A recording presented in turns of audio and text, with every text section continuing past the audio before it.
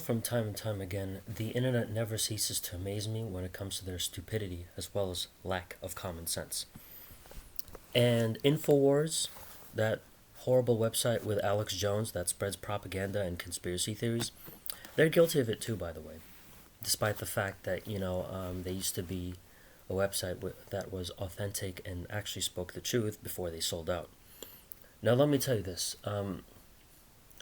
What's actually very strange to me was that, people seem to think that they can just change history or even erase it completely. And the reason why I say this because there's something I noticed a couple years ago, and after 4 years, I finally found the right words to describe it. And this was short. This occurred after the death of Muhammad Ali. And Muhammad Ali, when news of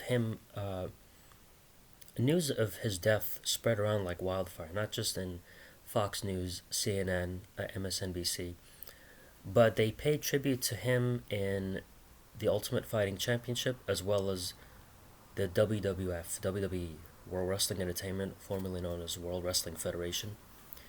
Everywhere you went on when it comes to TV, they paid tribute to him everywhere, who died at the age of 74.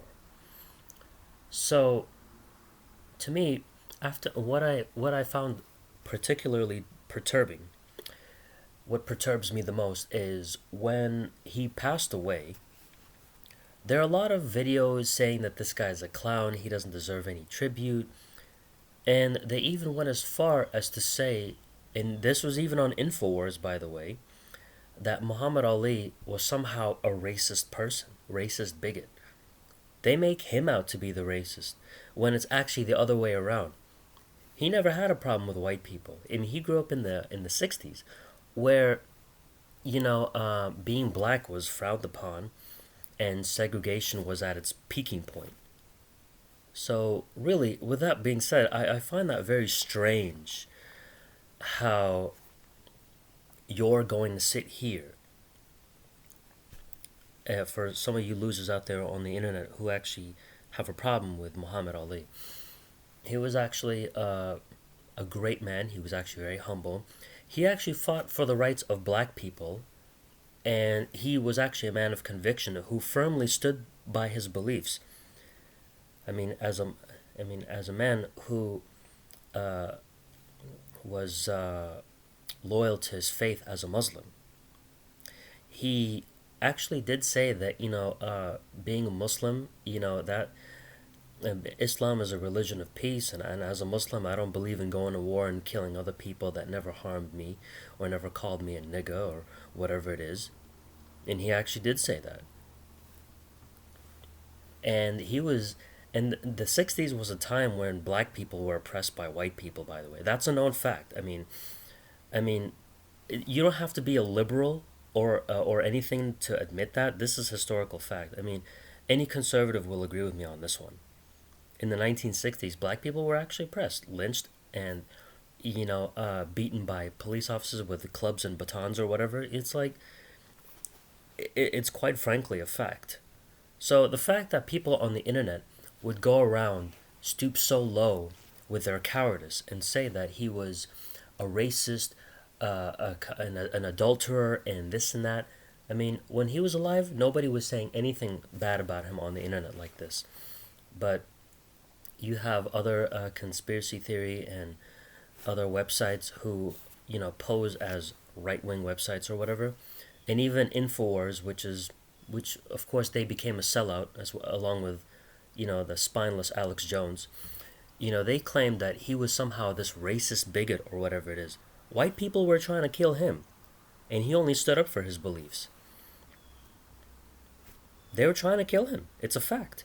Why do you think they were so desperate to get him drafted into the Vietnam War? He refused and he stood his ground. So they told him, "We will send you to prison and we will strip you of your heavyweight title." And he told them, "I will sacrifice my heavyweight title championship belt, and I'll put myself at risk by going to jail, going to prison." And you see, when it comes to strong historical figures who actually died for a good cause, they will always be erased from history because they were seen as a threat. Malcolm X is a very good example of that. Nobody knew who Malcolm X was after he died. It wasn't until Spike Lee's movie of Malcolm X was released in 1994, played by Denzel Washington, that's when people knew about him. That's how I learned about him. And when it comes to strong historical figures, they don't want to put that in the textbooks and even teach you about him at all. They don't want to teach you about, Malcolm X or whatever like that. They never, even to this day, you won't even learn about him in the history books. Maybe only when I was in U.S. history class in 11th grade, I learned a little bit about him, but there wasn't so much focus and a lot of review about Malcolm X, which is a little odd and a little strange because, you know, he was a strong black man who was seen as a threat in the so-called white America. But for so many years, they wanted him erased from history. And the guy like Spike Lee fought so hard to fight for the right to release that movie and have it published and put it on the big screen. But for the longest time, they kept shutting the idea down, and he had to fight tooth and nail, literally, like fight with all his heart to get the movie to be released. So anytime you see a historical black figure, or any figure for that matter, who went against the norm, or even went as far as to question the norm, and someone who refuses to conform to society's standards, or just believe everything without questioning it, that person is always seen as a threat. And Muhammad Ali was a great example of that. And the same goes for Malcolm X. Let's add Martin Luther King to the picture too. But of course, he was seen as a person who wasn't seen as much of a threat as Malcolm X, so that's why they put Martin Luther King in the history books. But for someone like Malcolm X, he was at one point erased from history. Now every black person knows who Malcolm X is. And he was one of the greatest historical figures when it came to black history. And he's actually better than Martin Luther King anyway. Malcolm X, he's much better. But not to say that Martin Luther King wasn't great. I admire him. And Muhammad Ali was definitely a great man. He was a very humble person. He fought for the rights of black people, and he actually inspired black people to stand by their own beliefs and be individuals. And he inspired men to be men of conviction. I don't know about anyone else, but Muhammad Ali, that's a real man. Malcolm X, a real man. Martin Luther King, he was a real man. He had his flaws, he had his demons by, committing adultery and all. But on that, Martin Luther King at least stood for something that was much greater than him. And he was also a smart, educated black man. So with people on the internet being cowards and waiting until a guy like Muhammad Ali died, calling him the racist, his best friend was Billy Crystal, who happened to be a white guy. How the hell was he the racist here? Oh, and last I checked, by the way, when it comes to Muhammad Ali, not only was it that he was not the racist, but when black people were oppressed and looked down upon as second-class citizens in the 50s and 60s, even up until like the 70s, he still stood his ground. And when he was asked why weren't you drafted in the Vietnam War, he told the students. He held his own against students who had a far better education than he did, and they did, by the way. He only graduated from high school. He told him, I'm not gonna go to another country and die fighting. If I want to die fighting, I'll die fighting you. And he told him, you're my opposer when I want freedom. You're my opposer when I want rights. You're my opposer. You're my opposer when when I need someone to back me up or whatever. And he also said, but you won't even stand up for me here at home. I don't remember the words in particular, the exact words, but he did mention that. So I wanted to say that I wanted to make a video about this for 4 years now, and I finally did it. So now I have to clear the air. Muhammad Ali was not the bad guy. So the fact that people were saying that he's a racist, and after he dies, they're saying like, oh, he committed adultery, he did this, he did that. He was a man of conviction. I'm pretty sure that he was a man who would feel guilty about committing sins. That's the kind of man he was. So I'm pretty sure he actually asked God for forgiveness. So with that, oh yeah, and last I checked, you could say bad things about Muhammad Ali after he died, but that makes you a coward. And YouTube videos coming out saying that he was a cocky, arrogant guy, and he was this and that. He was actually a very humble man. He became humble as he got older. So with that being said, you could say whatever you want about Muhammad Ali, but you're on the wrong side of history, pal. That's all I gotta tell you. You know who's an arrogant person who happens to be a sellout is guys like Alex Jones. That's a guy. That guy is a sellout. Because he went from saying 9/11 was an inside job to saying stop, and then he denies it completely. He's just like Hillary Clinton. He just flip-flops back and forth. He used to say like, Israel is behind the attacks. They're behind the destruction of the Middle East. They're pro-war. He was against them. And then he goes around defending Israel. He used to insult and criticize Fox News for propaganda, and now he's reporting the same thing. But Alex Jones is the loser that everybody's looking up to. When he was a truth teller and a truth seeker, I used to look up to Alex Jones. But the guy is a sellout. I don't have respect for that loser anymore. But then his website goes around, and he used to defend Muslims too, and then he now bashes Muslims and he makes money off it. He's only doing this so he can get more views, because he wasn't getting a lot of views and he was getting way too much hate. So he wants to sell out and be a coward.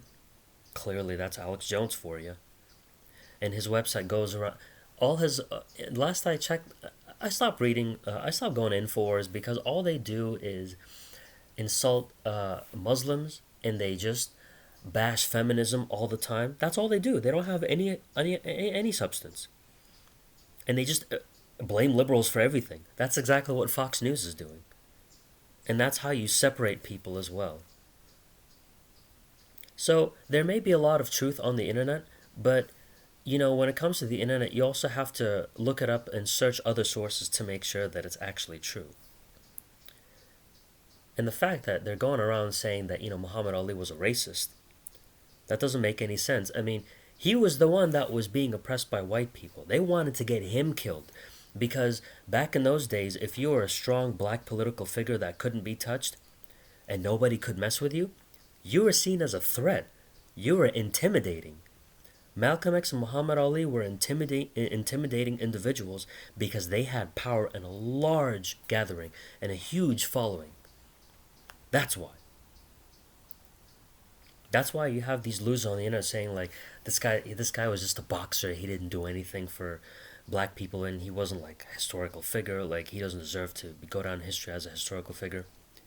He stood up for black people's constitutional rights. He stood up for the rights of all black people. And people are calling Muhammad Ali a clown, and they're calling him the racist towards white people. And he was only defending himself, and he was seen as a threat. That's why people who think like that, they're the ones who get intimidated and see guys like him as a threat. That's a fact. And that's just keeping it real. And that's just how it is. Like, history, if you're a threat and you are your own individual person, you'll always be seen as a threat and painted as the worst kind of human being in history. But let's not forget something about history.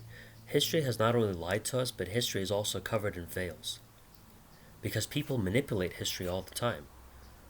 I mean, history is being manipulated every day through Fox News and CNN. It's no different. than how history was manipulated hundreds of years ago when the native Indians were painted as grotesque savages. I mean, history was even manipulated back then by the historians who were Europeans hundreds of years ago. It's no different today. They just manipulate everything nowadays. That's it.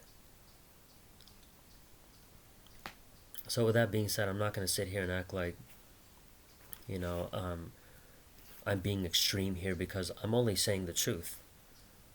But if you guys don't like it, fine. I respect your opinion for, being a bunch of brain dead zombies who like to stick their head in the sand for hours and hours and years at a time.